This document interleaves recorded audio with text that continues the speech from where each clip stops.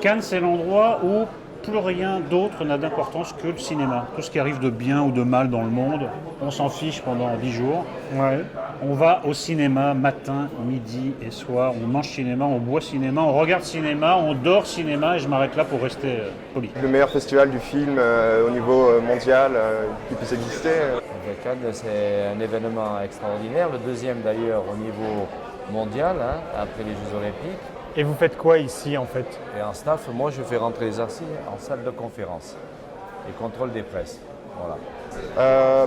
Je suis venu en tant que coursier. À la base, je suis pas du tout là-dedans. C'est juste que j'avais une opportunité de venir travailler et de voir comment ça se passait de l'intérieur. Du coup, je me suis dit, pourquoi pas essayer, et me voilà ici. Et c'est compliqué? C'est pas très compliqué, c'est surtout agréable.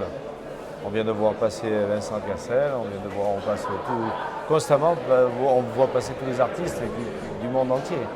Et alors, qu'est-ce que tu faisais là? Parce que si tu es coursier, qu'est-ce qu'on fait à attendre Charlize Theron et Tom Hardy? Je suis gentil, je fais bien mon travail. Ils m'ont autorisé à avoir une place privilégiée pour les voir arriver.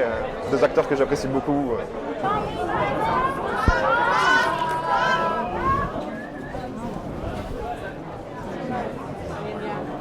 Quel est l'intérêt pour toi d'être à Cannes?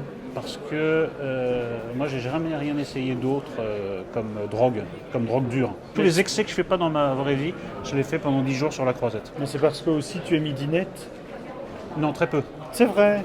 Je regarde pas les montées du tapis rouge. C'est vrai, moi je pensais que tu étais là. J'ai demandé un seul autographe dans ma vie Oui. à un acteur, c'est James Gandolfini, le Tony Soprano, à New York. Et voilà, j'ai fait ma midinette une fois dans ma vie. C'est tout, ça suffit. Est-ce qu'en 16 ans, le métier a changé? Au niveau mentalité, ça change un petit peu. C'est beaucoup plus... Avant, c'était beaucoup plus festif, mais là, c'est beaucoup plus étroit. Est-ce que c'est au niveau des budgets que ça a changé? Il y a eu beaucoup de changements à ce niveau-là, depuis quelques années. Mais l'attitude des gens, des vedettes et du public a changé? Les vedettes sont plus souples, peut-être parce qu'elles ont toujours autant de moyens. Mais au niveau du public et des gens, c'est beaucoup plus serré. Donc tu vas dormir tôt? Je vais dormir très tôt parce que à partir du 3e ou 4e jour, à la séance de 8h30, tu vois tout de suite ceux qui se sont couchés tôt et ceux qui se sont couchés tard. Mais moi, j'aimerais beaucoup lire les papiers des mecs qui dorment pendant toute la projection. Qu'est-ce que ça donne? C'est vrai. Qu'est-ce que tu vois quand tu vois un film en dormant? Sleep is obviously very important. Try and get as much as you can.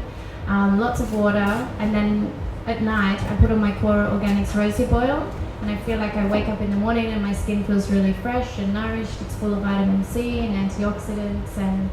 Parce qu'au fur et à mesure des jours, on voit de plus en plus de personnes dormir à la première séance.